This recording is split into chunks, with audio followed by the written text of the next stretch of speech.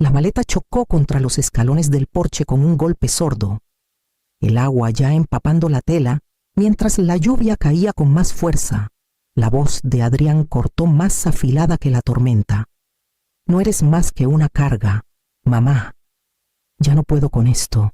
Su rostro estaba tenso, los ojos fríos con algo más duro que la rabia, una decisión final. Me quedé un momento en la puerta, con el suéter pegado a la piel, sin saber si suplicar o simplemente irme. Alguna vez lo acuné en sus fiebres. Trabajé turnos dobles para pagar sus libros de texto. Me salté comidas para que a él nunca le faltara. Nada de eso importaba ahora. Su mandíbula se endureció. Su mano empujó la puerta para cerrarla y el sonido resonó en mí más fuerte que sus palabras. Me agaché para levantar la maleta, más pesada de lo que recordaba. Cada paso por la acera alejándome más de la vida que había construido alrededor de él. La lluvia no cedía. Corría por mi cabello, empapaba mis zapatos, difuminaba las luces de las calles hasta que parecían fuegos lejanos. Caminé sin rumbo, con mis pantuflas haciendo ruido a cada paso, hasta que el camino me llevó hacia el río Bravo. Un paso elevado se alzaba arriba, de concreto y sombras. Me apoyé contra su pared, jalando la maleta mojada debajo de mí como si fuera un banco improvisado. Los autos pasaban zumbando sobre el pavimento húmedo, sus luces destellando brevemente sobre el agua. El olor a lodo del río y gasolina llenaba el aire. Me envolví más en el suéter húmedo, aunque no servía de mucho contra el viento. Mis huesos dolían, pero era mi pecho lo que más me lastimaba, un vacío donde debería estar el amor de mi hijo. En ese momento, no era enfermera, viuda, ni siquiera madre. Solo era otra mujer abandonada bajo la lluvia, invisible en una ciudad que alguna vez fue mi hogar. La tormenta me llevó a la noche, y para la mañana me había convertido en parte de su silencio. Al amanecer, la tormenta se había reducido a una neblina que se pegaba a mi piel y cabello. El paso elevado ofrecía poco refugio, solo un respiro de las gotas más pesadas. Mi maleta se hundía a mi lado, la tela cargada de agua, el cierre oxidándose con cada hora que pasaba. Apoyé la espalda contra el concreto frío, escuchando el chapoteo de las llantas arriba, y sentí el cansancio de una noche sin descanso asentarse en mis huesos. La gente pasaba, corredores con chamarras brillantes, oficinistas aferrados a sus vasos de café, un hombre paseando a su perro. Sus ojos se deslizaban por mí como si no estuviera ahí, o tal vez como si verme les exigiera algo que no estaban dispuestos a dar. Por primera vez en mi vida, entendí lo que significaba ser invisible. No era no ser vista, sino ser ignorada a propósito. Pensé en los años que pasé en el Hospital Ángeles, con manos firmes cosiendo heridas, con una voz calma en noches cuando el pánico llenaba la sala de emergencias. Había sostenido las vidas de desconocidos con nada más que fuerza y compasión. Ahora, sentada contra una pared húmeda con agua acumulándose a mis pies, nadie me miraba dos veces. La ironía dolía hondo. Saqué una manta delgada de la maleta, húmeda pero más cálida que el suéter que se me pegaba. Mis dedos temblaban mientras la envolvía en mis hombros. El hambre apretaba contra mis costillas, más aguda que el frío. Intenté recordar la última comida completa que había tenido, unos huevos revueltos hace 3 días, tal vez, antes de que el enojo de Adrián estallara. Un camión de reparto pasó traqueteando, salpicando agua sucia al canal. Cerré los ojos y traté de respirar a través del olor a escape, diciéndome que podía aguantar un día más, solo una noche más. Pero la resistencia tiene sus límites, y en la distancia, el sonido de pasos firmes se acercaba. Al principio, pensé que los pasos eran de otro desconocido que pasaría sin mirar. Me envolví más en la manta, bajando la vista al pavimento agrietado. Pero los pasos se detuvieron. Una voz familiar, más firme de lo que recordaba, cortó la lluvia. Isadora. Levanté la vista y casi olvidé cómo respirar. Florencia estaba ahí, con su gabardina empapada, el cabello pegado a las mejillas. Apenas habíamos hablado unas pocas veces en 20 años, cada conversación cortada por viejas heridas, pero ahí estaba, mirándome como si los años no hubieran pasado. Se arrodilló, ignorando el suelo mojado, y apartó un mechón de mi cara. Su mano era cálida, firme, el primer toque real que había sentido en semanas, sin sermones, sin pedir explicaciones, solo presencia. Me ayudó a levantarme, su brazo sosteniéndome como si fuera lo más natural del mundo. Quise resistirme, el orgullo arañándome, pero mis piernas flaquearon al ponerme de pie. Ella apretó su agarre, levantó la maleta con la otra mano y me guió hacia un auto rentado estacionado en la banqueta. El calentador rugió en cuanto cerramos las puertas. Me dio un termo, el leve aroma a miel y hierbabuena llenando el aire. Lo sostuve con ambas manos, temblando mientras el calor se filtraba en mi piel. Por primera vez desde que la puerta de Adrián se cerró, sentí un destello de seguridad. Intenté formar palabras, una disculpa, una explicación, pero no salió nada. Florencia no insistió. Sus ojos se quedaron en el camino, sus nudillos firmes en el volante. «¿Vienes conmigo?», dijo, con voz baja pero segura. Asentí, no por acuerdo, sino porque no podía imaginar ir a ningún otro lado. La carretera se extendía adelante, los limpiaparabrisas marcando un ritmo contra el vidrio, alejándome del puente hacia algo desconocido. Condujimos por horas, las montañas desvaneciéndose en llanuras ondulantes y luego en los terrenos planos de la costa de Veracruz.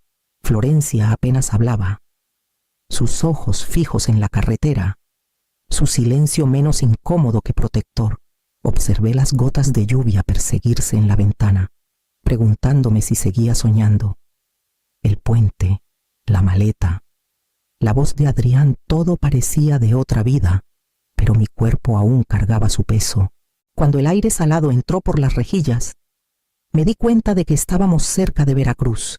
El sol atravesó nubes delgadas, brillando sobre un agua que se extendía hasta el horizonte. La mandíbula de Florencia se tensó mientras salía de la carretera, guiándonos por una entrada con palmeras y muros de estuco claro. Mi corazón dio un vuelco. Estacionó en la entrada de una villa color crema que se alzaba contra el cielo, con amplios balcones abiertos al mar. Miré, incapaz de reconciliar lo que veía con la persona en la que me había convertido bajo el puente. Mi garganta se cerró mientras Florencia salió y sacó la maleta del maletero, llevándola adentro sin decir nada. El interior olía a limón y pintura fresca. La luz del sol entraba por grandes puertas de vidrio, reflejándose en pisos pulidos y muebles claros. Me quedé congelada en la entrada, con las manos temblando alrededor del termo que me había dado horas antes. Finalmente, puso una carpeta en mis manos. Adentro había fotos de la villa, una escritura ya firmada a mi nombre y un estado de cuenta que hizo que mi pecho latiera 5 millones de pesos en una cuenta de ahorros. Lo tenía guardado desde hace años, dijo Florencia en voz baja. No lo sabías porque no te lo dije. Ahora lo sabes. Quise protestar, decir que no era digna, que no había ganado tal generosidad. La gratitud se enredó con la vergüenza hasta que no pude distinguirlas. Pero la mirada de Florencia era firme, inquebrantable. Esto es tuyo, Isadora. No dejes que él te quite nada más. El sonido de las olas resonaba suavemente por las puertas del balcón, mientras sus palabras se asentaban en mí, pesadas como piedra pero extrañamente liberadoras. Y solo días después, alguien tocó a la puerta de la villa. El toque llegó justo después del mediodía, cuando la marea estaba baja y la villa estaba envuelta en el silencio del aire marino. Abrí la puerta y encontré a Adrián en el porche, con un ramo de azucenas en las manos. Sonrió. Demasiado amplio, demasiado ensayado. «Mamá», dijo suavemente, «¿te ves?» Bien. Las flores goteaban condensación, sus tallos aún envueltos en plástico de supermercado. Sus ojos se desviaron más allá de mí, escaneando el vestíbulo, los pisos de mármol, la escalera que subía hacia el balcón. No me miraba a mí, estaba midiendo el lugar. Di un paso atrás, dejándolo entrar, aunque cada parte de mí se tensó. Puso las flores en la mesa de la entrada, sacudiéndose polvo invisible de las mangas. He estado pensando en lo que pasó. Comenzó, con voz melosa. Perdí los estribos. No debí decir esas cosas. No te lo merecías. Estudié su rostro, el tic en su mandíbula cuando creía que no lo veía, el rápido vistazo hacia la carpeta que había dejado en la consola. No estaba aquí para reconciliarse. Estaba aquí por la villa. Aún así, lo dejé hablar. Caminó lentamente por la sala, tocando el respaldo de una silla, mirando el mar por las puertas corredizas de vidrio. Este lugar es hermoso, murmuró, casi para sí mismo. Luego se volvió hacia mí, componiendo una expresión de tristeza. ¿Podemos empezar de nuevo? Quiero una oportunidad para hacer las cosas bien. Sus palabras debieron reconfortarme, pero en cambio me vaciaron. Recordé el portazo, la palabra carga cortando a través de la tormenta. Mis dedos se cerraron en el borde de mi manga, anclándome contra el recuerdo. No sé qué quieres decir con hacer las cosas bien, dije en voz baja. Se acercó, bajando la voz. Solo quiero estar aquí para ti. Tal vez pasar un tiempo juntos, ayudar si necesitas algo. Su mano señaló vagamente hacia la villa, como si la casa misma pudiera invitarlo. Lo miré a los ojos, firme esta vez. Ya veremos, dije. Las palabras quedaron suspendidas entre nosotros. Ni promesa ni rechazo. Y en el silencio que siguió, sentí el peso de lo que vendría después. Adrián regresó 2 días después, sin flores esta vez, solo un maletín bajo el brazo. Se movía diferente, menos arrepentido, más calculador, como si hubiera decidido que las palabras solas no abrirían la puerta que quería. Nos sentamos en el comedor, con el mar extendiéndose detrás en tonos grises. Deslizó un montón de papeles hacia mí, su voz suave. He estado pensando, mamá, con tu salud y toda esta nueva responsabilidad, sería bueno tener algo por escrito. Solo acuerdos simples de bienestar familiar. Nada complicado. Solo para asegurarnos de que estés bien. La primera página tenía un título en negritas: Apoyo familiar y coordinación de propiedades. Mi estómago se apretó. Adrián se inclinó, señalando un párrafo a la mitad. ¿Ves? Esto solo me permite manejar cosas pequeñas si estás cansada: citas médicas, trámites bancarios. Es por conveniencia. De verdad. Conveniencia. Leí más, con las manos temblando. Frases como autorización temporal y cláusula de supervisión financiera saltaban a la vista. Palabras inofensivas ordenadas para sonar útiles, pero cortaban más profundo que cualquier insulto. Empujé los papeles de vuelta. No, su sonrisa titubeó. Mamá, no seas dramática. Todos hacen esto. Es estándar. Solo quiero ayudar. Lo miré a los ojos. No ayudas quitándome lo que no es tuyo. Por un momento, la máscara cayó, su mandíbula se endureció, su tono afilado. ¿De verdad crees que Florencia puede protegerte para siempre? ¿No eres lo suficientemente fuerte para manejar esto sola? Antes de que pudiera responder, Florencia salió del pasillo, con su celular ligeramente inclinado, la luz de grabación parpadeando en rojo. No dijo nada. Solo se apoyó en el marco de la puerta, observando. Adrián lo notó, su rostro palideciendo. Recogió los papeles rápidamente, metiéndolos de nuevo en el maletín. Está bien, murmuró, forzando una sonrisa tensa. Piénsalo. Volveré cuando estés lista. La puerta se cerró tras él, dejando solo el sonido de las olas contra la orilla. Florencia puso su celular en la mesa, la pantalla aún encendida. No va a parar, dijo. Apoyé la mano en la madera, estabilizándome, y por primera vez no sentí miedo, sentí que estaba lista. Florencia no perdió tiempo. La mañana después de que Adrián se fue furioso, llegó con Clara Vélez, una mujer a la que no veía en años. Su cabello plateado estaba recogido con precisión, sus ojos agudos tras lentes sin marco. Traía una carpeta de cuero tan gruesa que parecía que podía anclar un barco. Clara puso la carpeta en la mesa y extendió documentos por la madera, copias de registros, correos electrónicos, incluso un borrador de una carta que Adrián aparentemente había enviado a un despacho en Guadalajara. Ya está moviéndose, dijo. Indagaciones sobre poderes notariales, discusiones de tutela, todo sutil, pero claro. La sala pareció inclinarse mientras estudiaba las páginas. El nombre de mi hijo, ligado a palabras como autorización y tutela. Era una cosa escuchar sus amenazas, otra verlas impresas en tinta negra. La voz de Florencia cortó el peso. Por eso llamamos a Clara. No vas a pelear esto sola. Clara explicó el plan con precisión tranquila. Cada cuenta mía quedaría sellada bajo supervisión legal, requiriendo doble verificación. La escritura de la villa estaría protegida por una cláusula de fideicomiso, imposible de alterar sin múltiples firmas. Hasta mi correo sería redirigido a una dirección monitoreada. Cada salvaguarda se apilaba como un muro entre mí y el alcance de Adrián. Mientras hablaba, me di cuenta de lo diferente que era esta batalla de cada discusión que había tenido con Adrián. Antes rogaba, razonaba, le suplicaba que me viera como más que su sombra.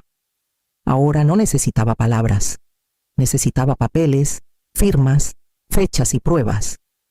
Cuando Clara terminó, deslizó un bolígrafo hacia mí. Mi mano tembló solo un poco al firmar donde indicó. La tinta se secó más rápido que mi miedo. Florencia puso su mano en mi hombro. Así es como ganas, Isadora. No discutiendo, siendo intocable, cerré la carpeta, más firme de lo que había estado en años, y me preparé para lo que sabía que vendría. No pasó mucho antes de que Adrián atacara de nuevo. Clara recibió notificación de documentos presentados en el juzgado de Veracruz, papeles que afirmaban que yo le había otorgado control sobre mis finanzas y decisiones médicas. Las firmas parecían mías, pero eran falsificaciones torpes disfrazadas con jerga legal. La audiencia fue programada para un jueves por la mañana. Florencia nos llevó al juzgado. Su mandíbula tensa, Clara calma como siempre con sus carpetas apiladas en los brazos. Me senté entre ellas, el zumbido del auto mezclándose con la tormenta de pensamientos en mi cabeza. En la sala, Adrián estaba al otro lado del pasillo, con Marisa a su lado. Su traje estaba planchado, su sonrisa ensayada, pero sus ojos se movían nerviosamente cuando el secretario leyó el caso en voz alta. Su abogado intentó presentar los documentos como genuinos, diciendo que simplemente había olvidado la firma. Clara se levantó con su autoridad tranquila y comenzó a desmantelar la historia pieza por pieza. Presentó correos con marca de tiempo, análisis de escritura y el testimonio del notario que Adrián decía que había estado presente. El hombre apareció por videollamada, negando con la cabeza haber conocido a alguien como yo. Cada punto aterrizó con precisión, apretando la red hasta que Adrián no tuvo a dónde ir. Entonces el juez se volvió hacia mí, preguntando si quería hacer una declaración. Me puse de pie lentamente, con las manos en el borde de la mesa. Mi voz no necesitó alzarse. Esto pasa, dije, clara y firme. Cuando confundes el silencio con debilidad, las palabras resonaron en la sala, más afiladas que cualquier evidencia que Clara había presentado. Por primera vez, la máscara de Adrián se rompió, su rostro enrojeció, su boca se abrió sin palabras que seguir. Marisa apartó la mirada, incapaz de sostener la mía. El juez falló rápido, los documentos eran inválidos. El intento registrado como fraude. Al salir del juzgado, el aire de otoño se sentía más ligero, como si el peso de años se hubiera levantado. Pero bajo esa libertad, sabía que la pregunta de la familia seguía ahí, rota e irreparable, esperando a ser enfrentada. El fallo del juzgado me dio más que protección, me dio claridad. Durante años, me di el amor por lo que daba. como si el sacrificio mismo fuera prueba de mi valor. Adrián me enseñó lo contrario. Él quería casas, cuentas, firmas, cosas que pudiera tomar, pero esas cosas casi me habían destruido, así que decidí dar de otra manera. Con la guía de Clara, formé la Fundación Marlowe, su acta escrita en tinta negra más fuerte que cualquier súplica que hubiera dicho. La villa sería mía hasta mi último aliento, pero después pasaría al cuidado de la fundación. Las cuentas que Florencia había preservado financiarían becas para mujeres viudas que volvieran a estudiar, subsidios para programas de protección a adultos mayores y una pequeña dotación para enfermeras en clínicas rurales, el trabajo al que una vez di mi vida. No incluí el nombre de Adrián. No le dejé un peso ni un reclamo. Ya había recibido más que suficiente de mí, y lo que quedaba no era suyo para tomar. Cuando los papeles estuvieron listos, me senté en el balcón con la carpeta en mi regazo. El océano se extendía frente a mí, inquieto pero perdurable, como los años que había llevado en silencio. Por primera vez, sentí que mi legado no era algo para dividir o robar, era algo para vivir, y luego pasar a quienes entendieran su peso. La herencia, me di cuenta, nunca fue sobre dinero. Era sobre resiliencia la que sobrevive tormentas y traiciones, la que ningún juzgado puede borrar. Con ese conocimiento volví al jardín, lista para plantar algo que nos sobreviviera a todos. El jardín detrás de la villa no era más que arena y maleza cuando llegué. Pero me llamó. Pedí a un vivero local que trajera árboles jóvenes de magnolia, sus raíces envueltas en arpillera, sus hojas temblando con la brisa del mar, con Florencia y Clara mirando desde el porche. Me arrodillé en la tierra, con manos firmes mientras apretaba el suelo alrededor del primer tronco. Cada árbol era una promesa que tal vez nunca vería cumplida. Tomaría años para que alcanzaran su altura, para que las flores se abrieran contra el cielo de primavera. Aún así, los planté. Algunos actos no son sobre cosechar, son sobre la fe de que algo duradero puede crecer de un suelo roto. Adrián no volvió después de la audiencia.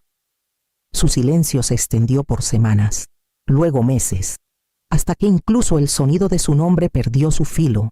Sabía que estaba ya afuera, lamiendo heridas, tal vez aún enojado, tal vez avergonzado.